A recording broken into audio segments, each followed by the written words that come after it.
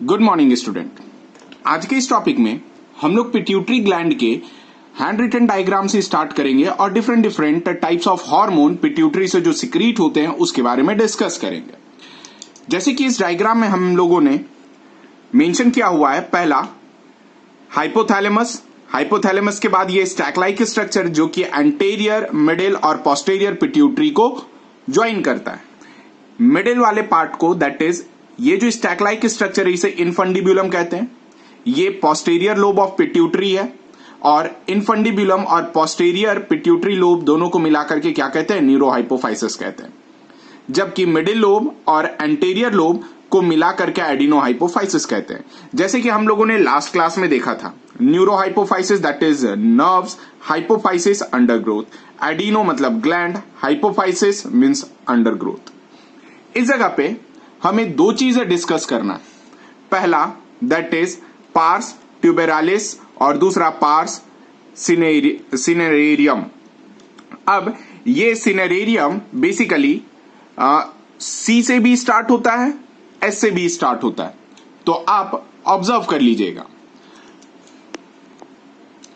Next अब अपन discuss करते हैं एडिनो हाइपोफाइसिस के बारे में। जैसा कि प्रीवियस लेक्चर में हमने देखा था, एडिनो का मतलब होता है gland, hypophysis means under growth. ये कहां से डेवलप होता है? ये जो डेवलप होता है that is from Rathke pouch diverticulum of buccal cavity. मतलब क्या है बेटा कि जो हमारा हाइंड ब्रेन है, हाइंड ब्रेन के पास एक पाउच प्रेजेंट होता है जिसे रेथिक पाउच कहते हैं। लेट सपोज जैसे मान लो आप कि ये एक एलएस लिए, यहां पर हाइंड ब्रेन है, यहां पर मिड ब्रेन है और यहां पर लास्ट ब्रेन है दैट इज फोर ब्रेन। अब जरा डिस्कस करेंगे। जैसे हम लोगों ने लोअर डायग्राम से एक काम करते हैं, डायग्राम को उल्टा बना दिया हूं मैं फिर से सही कर दे रहा हूं। पहला ये साइड फोर ब्रेन हो गया that is ectodermal in origin, mid brain mesodermal और hind brain that is ectodermal in origin. अब जरा यहां पर फोर ब्रेन के पास ये जो पाउच डेवलप होता है, इसी पाउच का नाम क्या होता है? रेथिक पाउच होता है। सो एडिनोहाइपोफाइसिस कहां से डेवलप करता है? रेथिक पाउच से। इसमें इंक्लूड होता है दो, एंटीरियर लोब जिसे पार्स डिस्टालिस कहते हैं, middle lobe that is parse intermedia कहते हैं। अब एंटीरियर लोब के रिगार्डिंग हम लोग डिस्कस करेंगे। एंटीरियर लोब जिसे पार्स डिस्टालिस कहते हैं, सिक्रीशन, यहां पर मोस्ट इंपॉर्टेंट टर्म है कि ह्यूमन में 7 हार्मोन सिक्रीट करते हैं जबकि एनिमल्स में ये 6 हार्मोन सिक्रीट करता है। अभी हम लोग देखेंगे कि आखिर कैसे। अब जो हार्मोन ये रिलीज करते हैं anterior lobe, that is first one is the growth hormone जिसे सोमेटोट्रॉपिक हार्मोन कहते हैं और मेंशन STH से किया जाता है। सेकेंड है prolactin that is P capital R capital L और इस चीज का दूसरा नाम है मेमोट्रोपिन या फिर LTH। LTH मतलब ल्यूटियोट्रोपिक हार्मोन।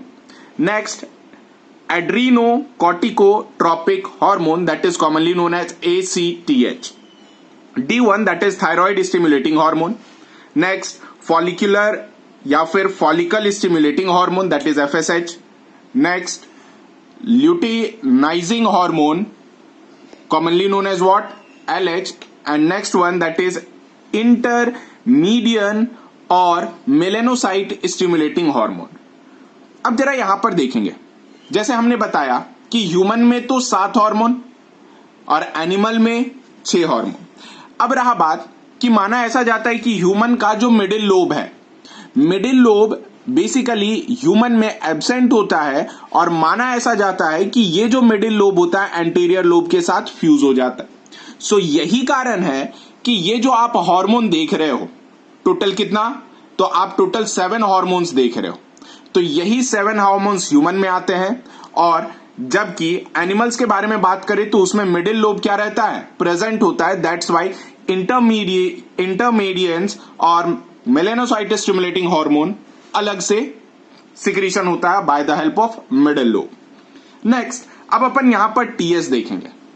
ये एंटीरियर लोब का TS है। TS दिखाने का मतलब हमें सिर्फ 3 टाइप के सेल्स के बारे में बताना था। पहला दैट इज बेसोफिलिक सेल्स जो 10% होते हैं, TSH, LH, FSH का सिक्रीशन करते हैं। नेक्स्ट, ये जो ब्लू पोर्शन दिख रहा है आपको, ये न्यूट्रोफिल सेल्स प्रेजेंट होते हैं। Next one that is centrally acidophilic cells होते हैं जो कि 40% होते हैं। कहा यह जाता है कि बेसोफिलिक सेल्स, क्रोमोफोबिक सेल्स भी प्रेजेंट होते हैं और भी डिफरेंट नेम्स हैं। सो आप इसके टीएस को एक बार ऑब्जर्व कर लीजिएगा और एक बार नेट से रिलेटेड डायग्राम भी आप देख लीजिएगा। Thyroid stimulating hormone, follicular stimulating hormone और ल्यूटिनाइजिंग हार्मोन, ये हार्मोन कैसे होते हैं? ग्लाइकोप्रोटीन के बने होते हैं। सोमेटोट्रॉपिक हार्मोन जिसे ग्रोथ हार्मोन कहते हैं, प्रोलैक्टिन और एसीटीएच, ये क्या होता है? पेप्टाइड और प्रोटीनिशियस हार्मोन होते हैं। याद रखेंगे इस जगह पर कि जो प्रोलैक्टिन होते हैं वो ट्रॉपिक हार्मोन होते हैं। अब यहां पर ट्रॉपिक हार्मोन और ट्रॉपिक हार्मोन क्या है? प्रोलैक्टिन को छोड़ करके बाकी सब ट्रॉपिक हार्मोन होते हैं।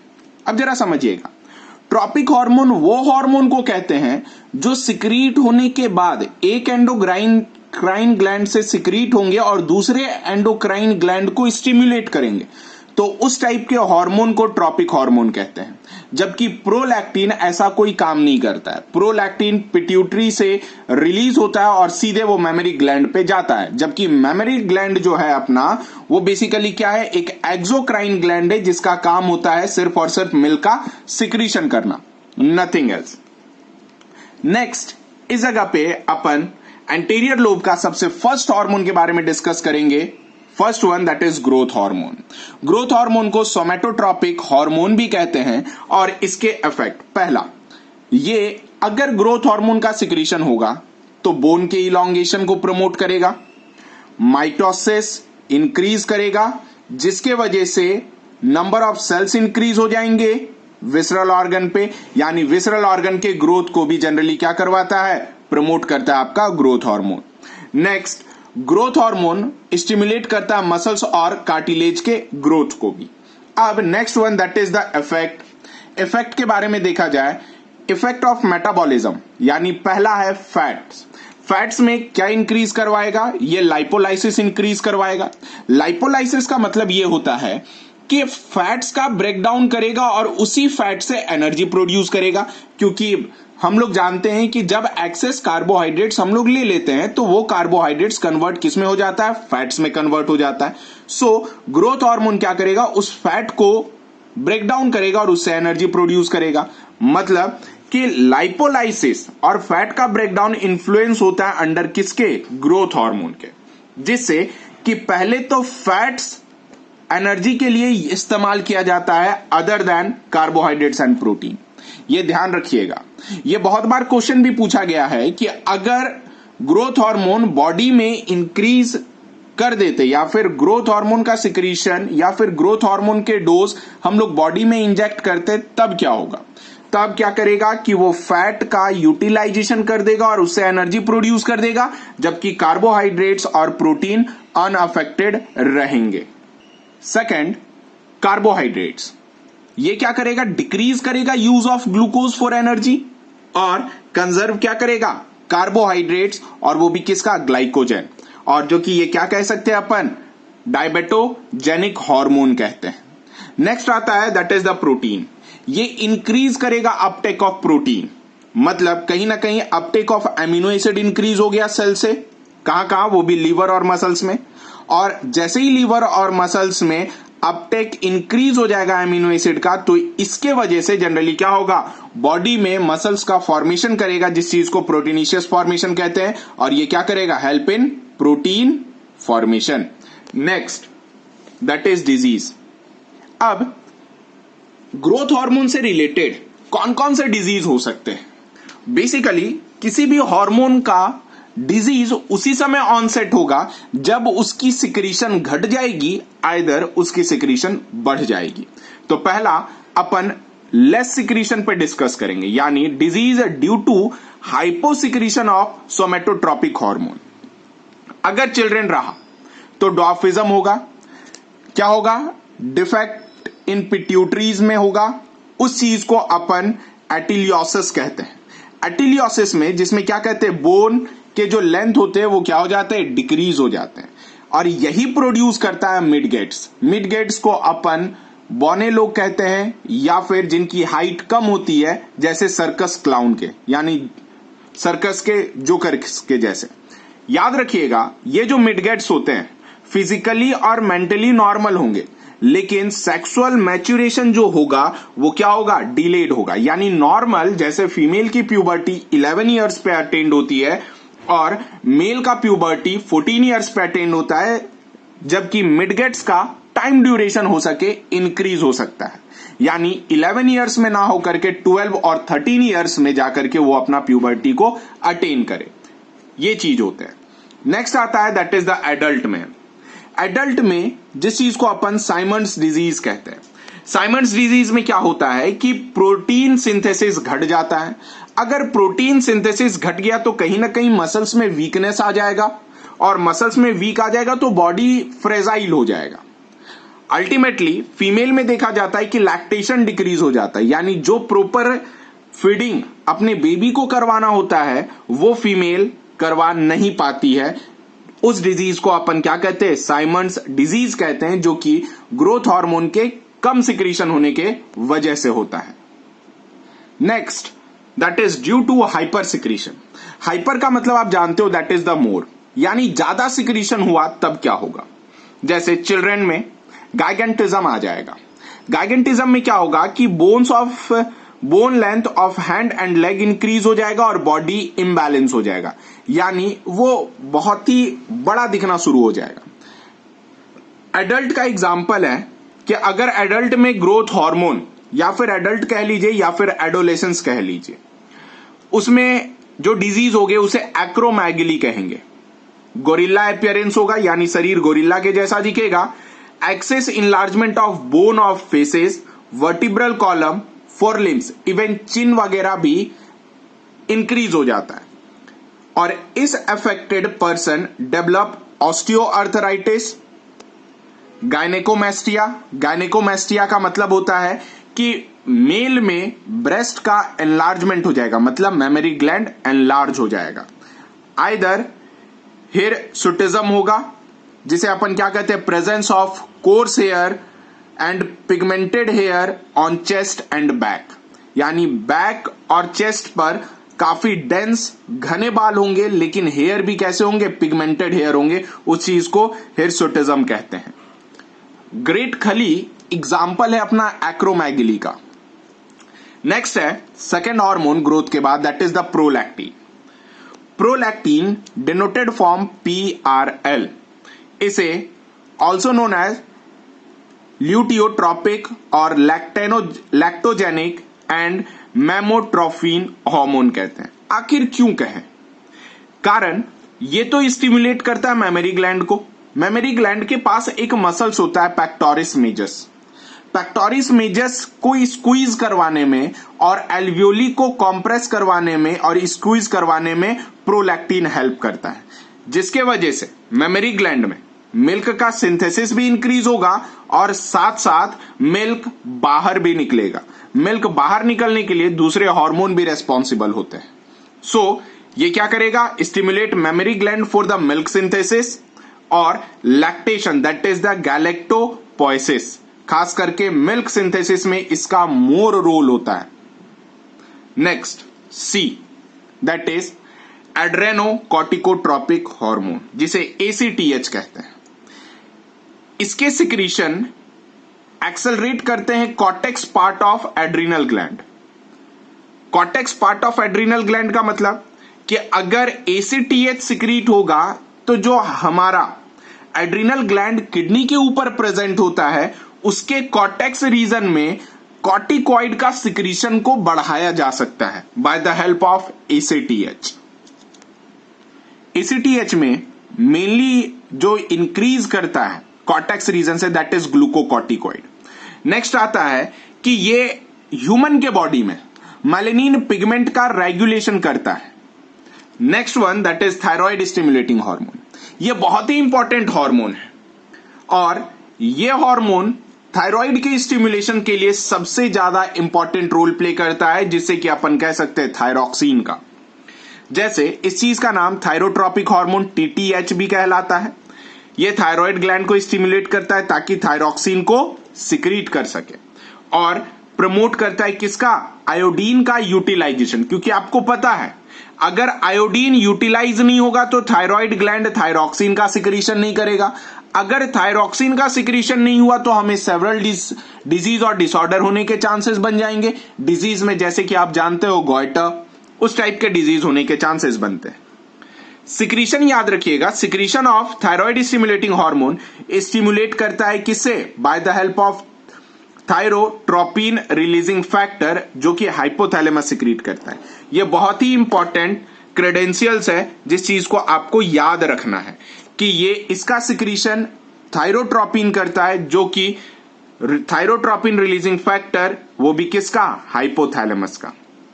यही कारण है कि हाइपोथैलेमस वेरियस हार्मोन के रेगुलेशन को कंट्रोल करता है। दैट्स वाई हाइपोथैलेमस को अपन master of master gland consider करते हैं। नेक्स्ट आता है that is follicle stimulating hormone. ये भी हार्मोन बहुत ही इंपॉर्टेंट है क्योंकि इस हार्मोन को अपन कॉमनली कहते हैं गैमेटोजेनिक हार्मोन। मतलब आप क्लियर समझ रहे हो कि कहीं ना कहीं ये आपके गैमेट से एसोसिएटेड है और गैमेट्स के फॉर्मेशन में रोल प्ले करते हैं। जैसे ये पहला मेल में स्पर्मेटोजेनेसिस रेगुलेट करता है, मतलब कि formation of sperm. Next that is oogenesis, female में करवाता है यानी फॉर्मेशन ऑफ ओवम। और फीमेल में ये स्टिमुलेट करता है ओवेरियन फॉलिकल। ओवेरियन फॉलिकल से जाकर के यही ओवेरियन फॉलिकल आगे चल करके डेवलप होकर के ओवम में कन्वर्ट होते हैं, और ये जो ओवेरियन फॉलिकल जैसे जैसे डेवलप होंगे वैसे वैसे एस्ट्रोजन हार्मोन का सिक्रीशन बढ़ता जाएगा। नेक्स्ट आता है that is luteinizing hormone. Luteinizing hormone जिस चीज का नाम अपन ICSH कहते हैं, मतलब इंटरस्टिशियल सेल स्टिमुलेटिंग हार्मोन। इसका रोल ऑब्जर्व दोनों में होता है, मेल और फीमेल में। मतलब कहीं ना कहीं ये बॉडी के सेकेंडरी सेक्सुअल कैरेक्टर के रोल प्लेइंग पे इंपॉर्टेंट अफेक्ट शो करता है। अब रोल मेल में ऑब्जर्व करेंगे। मेल में LH या ICH अफेक्ट करेगा लेडिग सेल्स को। लेडिग सेल्स जिसे इंटरस्टिशियल सेल्स ऑफ टेस्टिस भी कहते हैं, जो बेसिकली क्या करेगा, सिक्रीट करेगा टेस्टोस्टेरॉन। यही testosterone at the time of puberty male का सेकेंडरी सेक्सुअल कैरेक्टर को रेगुलेट करेगा, जैसे broad shoulder, moustache, beards, low pitch voice वगैरह। इस टाइप के रोल टेस्टोस्टेरॉन प्ले करेंगे। नेक्स्ट आता है दैट इज फीमेल में। फीमेल में आता है that is commonly known as LH, जिस चीज का नाम, और ICSH, ये दोनों मिलकर के स्टिमुलेट क्या करते हैं, ये दोनों मिलकर के स्टिमुलेट और अफेक्ट करते हैं ओव्यूलेशन को। ओव्यूलेशन अगर हो गया तो पोस्ट ओव्यूलेटरी इवेंट पे कॉर्पस ल्यूटियम का फॉर्मेशन होता है। ये कॉर्पस ल्यूटियम सिक्रीट करता है प्रोजेस्टेरॉन का, और ये प्रोजेस्टेरॉन फीमेल के सेकेंडरी सेक्सुअल कैरेक्टर के लिए काफी ज्यादा इंपॉर्टेंट रोल प्ले करता है। एक चीज याद रखिएगा कि FSH और LH दोनों को कंबाइन फॉर्म पर अपन सिनर्जेसिक हार्मोन भी कहते हैं। Clear cut as it is to the point questions पूछे जाते हैं कि सिनर्जेसिक हार्मोन किसे कहते हैं। नेक्स्ट, FSH और LH both are called gonadotropic hormone, जिस चीज को कॉमन फॉर्मूला से डिनोट करते हैं GTH। नेक्स्ट दैट इज इंटरमीडियंस और मेलानोसाइट स्टिमुलेटिंग हार्मोन MSH।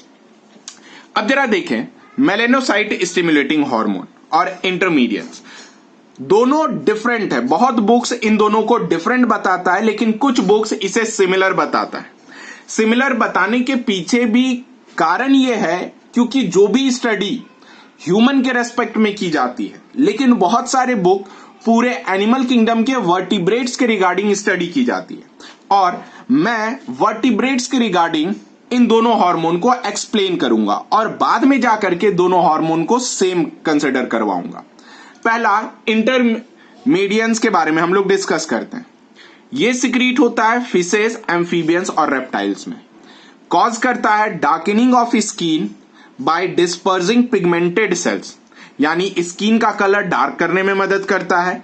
जो डिस्पर्सिंग पिगमेंटेड सेल्स है, जिस चीज को क्रोमेटोफोर्स कहते हैं। और आपको पता होना चाहिए कि ये क्रोमेटोफोर्स फिशेज, एम्फीबियन और रेप्टाइल्स में सबसे ज्यादा पाए जाते हैं। और जो कलर चेंजिंग फेनोमेना है, उसी चीज का अपन नाम क्या देते हैं? मेटाक्रॉसस देते हैं।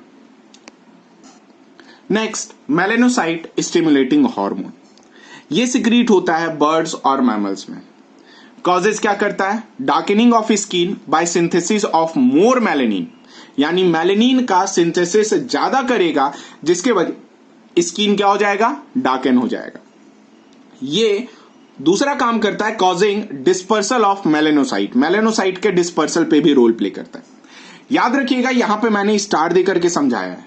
इन human middle lobe is rudimentary and MSH is either vestigial और नॉट सिक्रेटेड इन एडल्ट। अब कुछ लोग चौंक जाएंगे कि यार, जब ह्यूमन में मिडिल लोब रुडिमेंट्री और एमएसएच आइदर वेस्टिजियल है या फिर सिक्रीट नहीं होता है, तो देन हमारा मेलेनिन पिगमेंट कौन रेगुलेट करता है? उसके लिए नेचर ने हमें दूसरा दिया है, यानी मेलेनोसाइट का डिस्पर्सल और स्किन का पिगमेंटेशन ह्यूमन में एसीटीएच, एड्रेनोकॉर्टिकोट्रोपिक हार्मोन करता है। ये ध्यान रखिएगा, मोस्ट इंपॉर्टेंट लाइन है। अब जरा देखें कि मेलेनोसाइट स्टिमुलेटिंग हार्मोन और आपका सेकंड जो हार्मोन इसे प्रीवियस हमने डिस्कस किया था, इंटरमीडियन, अब दोनों का काम क्या है? स्किन का कलर डार्कन करना, मेलेनिन का सिंथेसिस करना, डिस्पर्सल ऑफ मेलेनोसाइट करना।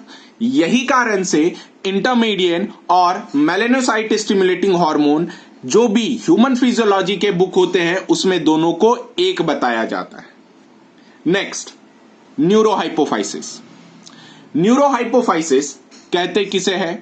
क्या काम करता है? जरा देखें, न्यूरोहाइपोफाइसिस, न्यूरो का मतलब नर्व, हाइपोफाइसिस का मतलब अंडर ग्रोथ, मतलब पोस्टीरियर लोब और इनफंडिबुलम दोनों को मिला करके जो पार्ट होता है वो न्यूरोहाइपोफाइसिस होता है। अब न्यूरोहाइपोफाइसिस में इनफंडिबल तो सिर्फ एक स्टाक लाइक स्ट्रक्चर है, सो हमें इसमें सिर्फ पोस्टीरियर लोब के बारे में डिस्कस करना है, जिस चीज का नाम अपन क्या कहते हैं? दैट इज पार्स नर्वोसा कहते हैं। 1/4 पार्ट ऑफ टोटल ग्लैंड, इसका it is like nervous tissue. Terminal end of axon contain neurosecretory cells of hypothalamus at swollen. और याद रखिएगा, जो हाइपोथैलेमस का न्यूरोसिक्रेटरी सेल्स जो एक्सॉन के पार्ट पर होगा, वो कैसा होगा? स्वेलन होगा। उसी स्वेलन पार्ट का नाम अपन क्या देंगे? हेयरिंग बॉडीज देंगे। अब ये हेयरिंग बॉडीज अपन नेक्स्ट में डायग्राम में समझते हैं। और याद रखेंगे कि इसके हार्मोन एक्चुअली जो प्रोड्यूस होते हैं, वो प्रोड्यूस कौन करता है? एक्सॉन। वो भी कौन? हाइपोथैलेमिक न्यूरॉन के एक्सॉन प्रोड्यूस करते हैं। यानी नाम तो पोस्टीरियर लोब से सिक्रीट होता है, लेकिन उसको सिक्रीट करवाता कौन है? हाइपोथैलेमस करवाता है। ये ध्यान रखिएगा, ये कनेक्टिंग कॉन्सेप्ट है आपका। अब यहां पर देखेंगे, ये हाइपोथैलेमिक रीजन है। हाइपोथैलेमस से दो नर्व्स निकल रहे हैं, जिसका नाम सुप्रा ऑप्टिक न्यूक्लियस, दूसरा का पैरावेंट्रिकुलस न्यूक्लियस होता है। अब ये एक्सॉन के पास देखिए स्वेलन पॉइंट्स है। स्वेलन, उस चीज का नाम क्या चीज है? स्वेलन एंड का हेयरिंग बॉडीज। इसी के आसपास पिट्यूसाइट्स प्रेजेंट होता है। ये pituicytes branch fatty neuroglial supporting cells होते हैं, जो एक्सॉन के इन बिटवीन में प्रेजेंट होते हैं। अब जैसे कि हम जानते हैं, ये दो पार्ट और पोस्टीरियर लोब से सिर्फ दो हार्मोन रिलीज होते हैं।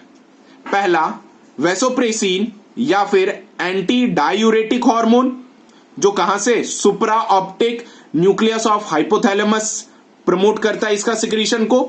जबकि ऑक्सीटोसिन, यानी इसका दूसरा नाम पिटोसिन, जो कौन करता है? Paraventricular nucleus of hypothalamic neuron.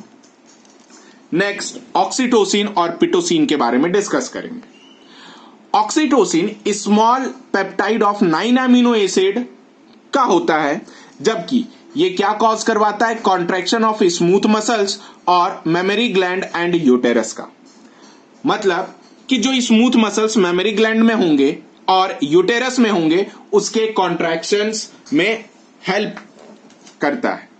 Memory gland में जैसे कि अभी हमने समझाया कि मेमोरी ग्लैंड पे एक मसल्स पाए जाते हैं प्लस एल्वियोलीज होते हैं।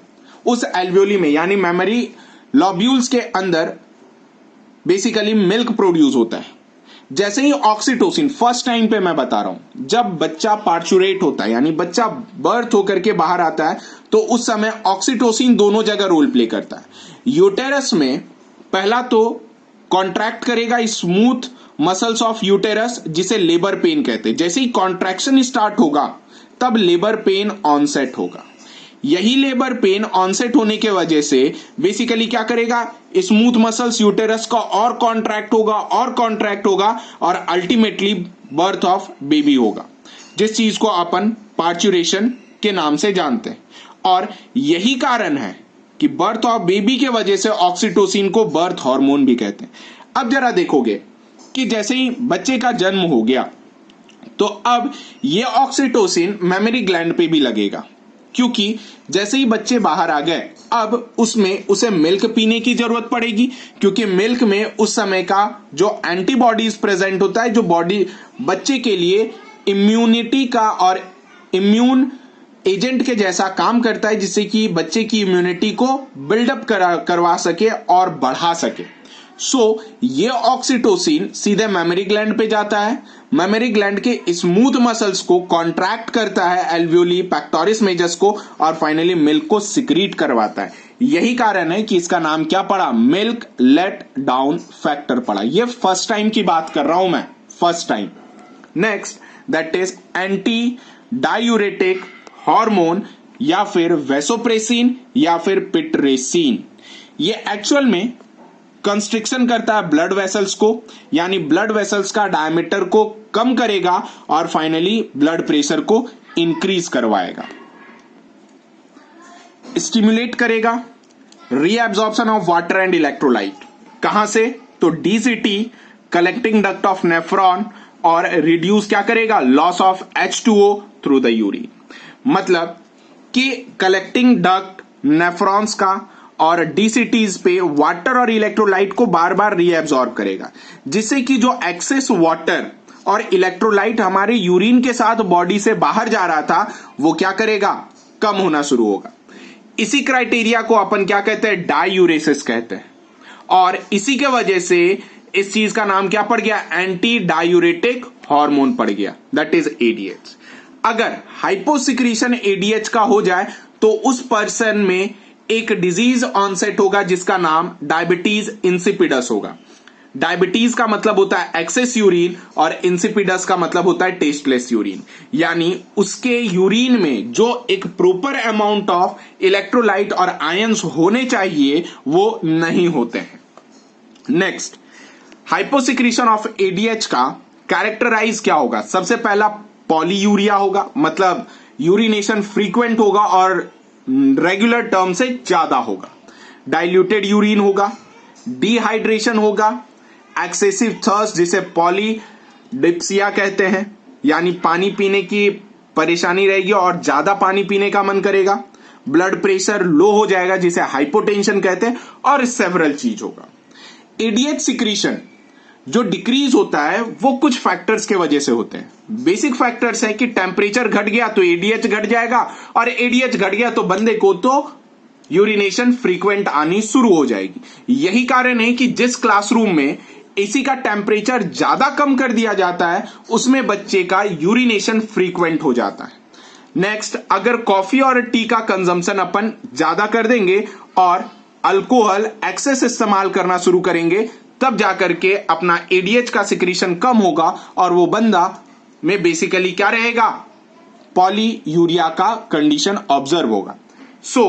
आज की वीडियो यहीं तक, मिलते हैं अपने नेक्स्ट वीडियो और नेक्स्ट लेक्चर के साथ by the remaining part of the hormone. उस